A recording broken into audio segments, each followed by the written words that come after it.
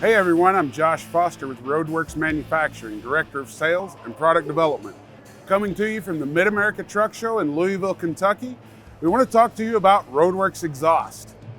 One of the most exciting new products we've ever launched into the RoadWorks exhaust line is the DPF exhaust system for 2018 and newer Peterbilt 389 trucks. The system is designed for trucks with an outboard DPF system. It relocates the DPF forward to allow enough room for the large diameter elbows and Y-pipe.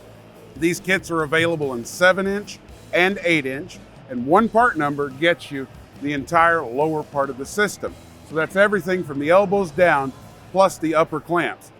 The RoadWorks DPF exhaust kit for Peterbilt 389 is built to withstand the heat and the abuse that you'll put it through, while still maintaining that cool custom look. Full diameter 8-inch Y-pipe, 8-inch picket elbows, and your choice of 8-inch top pipes in 96, 108, 114, and 120-inch length make this the most customizable DPF exhaust kit on the market. See your local RoadWorks dealer today for pricing or visit roadworksmfg.com. You can also catch up with us on almost every social media platform.